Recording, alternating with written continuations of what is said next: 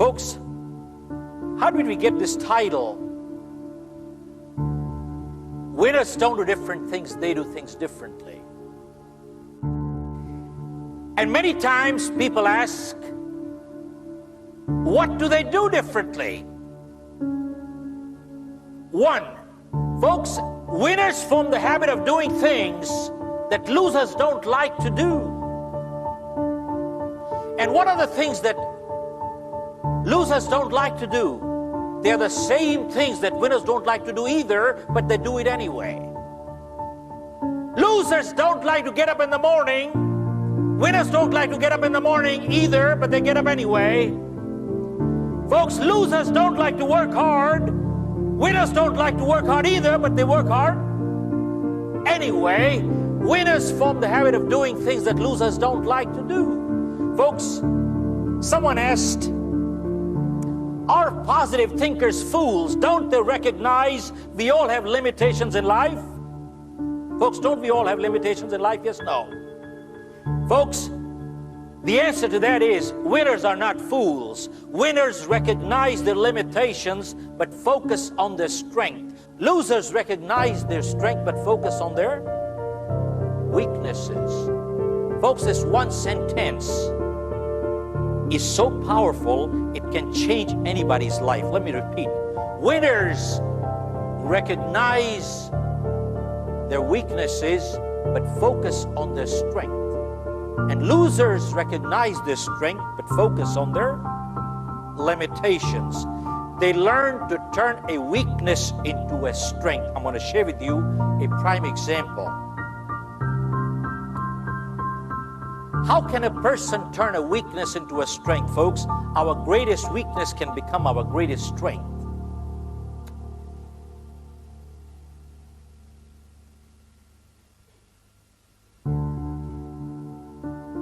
There was a company that used to publish Bibles. They hired a salesperson and they gave him a very unproductive territory. And folks, within a very short time, in the most unproductive territory, this person became the top-selling person in the company. They had an annual convention. Typically, they invite the best salesperson to the dais so he could share. When he came to the dais, folks, they found this person couldn't speak properly. He was a stammerer, a stutterer. Folks, I'm going to mimic a little, but if anybody here is suffering from that kind of a disability, please take it constructively. I'm not making fun at all. I'm just making a point here. He came to the dais, and they asked him, how come you are the best salesperson in the country? He said, when I go door to door, and I knock a door, when the lady or the man used to open, I used to say, ma'am, you don't have to buy these Bibles at all. I can read it for free, or you can buy it, it's up to you. They said, don't read it, we will buy it. Don't read it, we will buy it. Can you imagine, folks? He turned a weakness in life into a strength. Our greatest weakness in life can become our greatest strength. I'll share with you, folks. I just have the other day I was passing by and I picked up a newspaper clipping.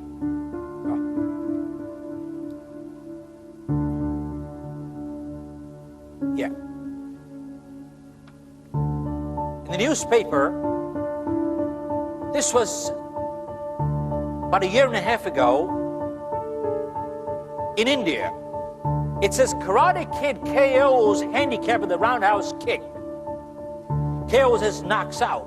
Karate Kid KO's handicapped with a roundhouse kick. A 15-year-old boy, he has a polio kid, paralyzed waist down. He is representing the state in national martial art. Hello? A polio kid representing the state in national martial art. He's not fighting disabled, he's fighting people like you and me with two legs. And they asked him, how did you do it? He said, when I started it was very painful. But he said, because of my polio, I am able to swing my leg 180 degrees and slap the person on the face, which people with two normal legs can't take a 180-degree swing. Hello. Look at this. Folks, he turned a weakness into a strength. Remember one thing, folks. People who have to do things in life, they do it in spite of problem, not in absence of. And people who don't have to do it, you give them everything in life, they will still never do it.